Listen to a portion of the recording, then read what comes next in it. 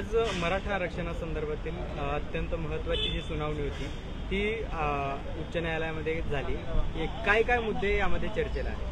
आज मराठा आरक्षणाच्या संदर्भाने एक मोठा ऐतिहासिक दिवस आहे, ज्या दिवसामध्ये आज लार्जर बेंचनी म्हणजे 2 सदस्यीय सन्माननीय न्यायमूर्ती जी मॅटर ऐकत असतात 2 जजेस, आज 3 सन्माननीय न्यायमूर्तींनी ही केस ऐकलेली आहे।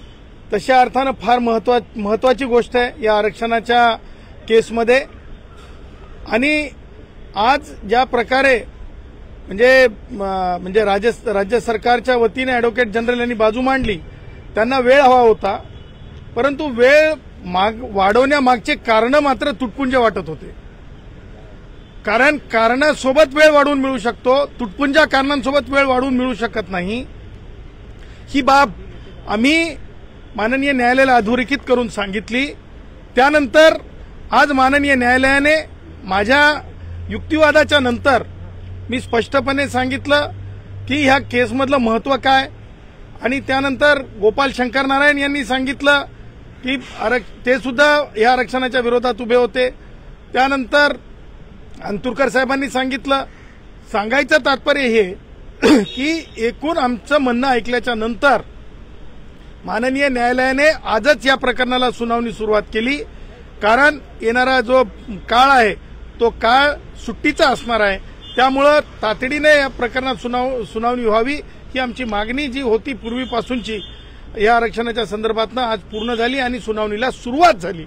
ही एक मोठी उपलब्धी आहे, कारण वैद्यकीय प्रवेश आहेत, इंजिनिअरिंगचे प्रवेश आहेत, त्याचबरोबर नोकर भरती आहेत, पोलीस भरती आहे, त्या शिक्षकांची भरती आहे, या सगळ्या भरतींच्या अनुषंगाने ही फार महत्वाची गोष्ट आहे। परंतु आज महत्वाच्या सुनावणीमध्ये जे आहे राज्य सरकारच्या वतीने सांगण्यात येत होतं की मागास आयोगाला का पार्टी करण्यात आली नाही, परंतु आम्ही आमच्या याचिकेमध्ये मागास आयोगाच्या अध्यक्षांनाच पार्टी केलेलं असल्यामुळं त्यावर पुढे राज्य सरकारला त्या गोष्टीवर ॲडजस्टमेंट मागता आलेली नाही। आता त्याही पुढे जाऊन सांगायचं तात्पर्य हे आहे की उद्याच्या येणाऱ्या सोमवारपासून पुन्हा या प्रकरणाला पुढील सुनावणी चालणार आहे। त्यामध्ये आळीपाळीने जे आम्ही याचिकाकर्ते आहोत, ज्यांनी या आरक्षणाला विरोध केलाय, त्यांची भूमिका मांडली जाईल। आज प्राकाराने हे दाखवून देण्यात आलं की साखर कारखाने, आज प्राकाराने दाखवून देण्यात आलं की आमदार खासदार कशा प्रकारचे मराठा समाजातून येतात आणि मराठा समाज हा मागास कसा ठरत नाही, हे आज प्राकार्याने आमच्या याचिकाकर्त्यांच्या वतीने एका याचिकेच्या संदर्भाने दाखवण्यात आलं। आता ह्या प्रकरणामध्ये टप्प्याटप्प्याने सुनावणी पुढे जाईल, राज्य सरकारला आपली मतं मांडता येतील, परंतु सरता शेवटी जयश्री पाटील विरुद्ध मुख्यमंत्री महाराष्ट्र राज्याची केसचा निकाल उद्धव ठाकरे मुख्यमंत्री असताना लागला होता, उद्धवच्या काळामध्ये लागला होता, त्या निकालावर या सगळ्या प्रकरणाचं आयुष्य अवलंबून आहे असं आता तरी दिसतंय। कारण जयश्री पाटलांच्या निकालामध्ये ज्या गोष्टी कन्सिडर करण्यात आलेल्या होत्या त्या गोष्टींचा ओहापोहा या प्रकरणात मोठ्या प्रमाणात येणाऱ्या काळात आपल्याला दिसेल आणि या प्रकरणाची सुनावणी जी आहे सुट्टीच्या अगोदर आणि प्रवेशांच्या अगोदर संपेल आणि निकाल येईल स्थगितीच्या संदर्भातला असं अपेक्षित आहे। आज अशी सुद्धा चर्चा सध्या की न्यायमूर्तींनी दुपारी ज्या याचिकाकर्त्यांना जे काही 17-18 याचिका आहेत त्या याचिकांच्यावरून क्लब करण्यासंदर्भात काहीतरी फटकार लगावला। मराठा समाजाच्या वतीनं एक याचिका आणण्यात आलेली होती आणि ती याचिका अशा स्वरूपाची होती की ओबीसींच्या संबंधातली होती आणि त्याचबरोबर त्या याचिकेमध्ये 2 वेगवेगळे मुद्दे उपस्थित करण्यात आलेले होते।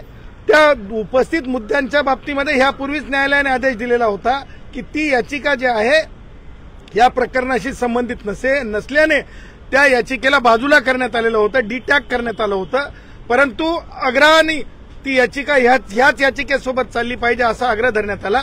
त्यावर न्यायालयाने नापसंती व्यक्त करत त्या याचिकेला बाजूला काढलं असं सांगितल्यानंतर पुन्हा त्या याचिकेला ह्या त्रिसदस्यीय सन्माननीय न्यायमूर्तींच्या पीठासमोर ऐकता येणार नाही असं स्पष्ट केलं आणि फटकार लगावली। आता पुढील तुमची रणनीती कशी असणार आहे या सगळ्यात? आमची रणनीती अत्यंत संविधानिक असणार आहे। आमच्या रणनीतीमध्ये आज मी सरता शेवटी सांगितलं माननीय मुख्य न्यायमूर्तींच्या पीठाला की कॉन्स्टिट्यूशनल मॅन्डेटच्या आणि कॉन्स्टिट्यूशनल फ्रेमवर्कच्या बाहेर मला तरी आर्ग्यू करण्याची गरज नाहीये. आणि सरकारकडे अधिकार होते की नव्हते ह्या इथपासूनच सुरुवात होणार आहे. त्याच्यामुळे अधिकारांच्या नंतर आरक्षण आहे. अधिकार प्रथम आहेत आणि त्यामुळे अधिकार प्रथम त्या बाबतीत येणाऱ्या सोमवारी पहा काय युक्तिवाद होते.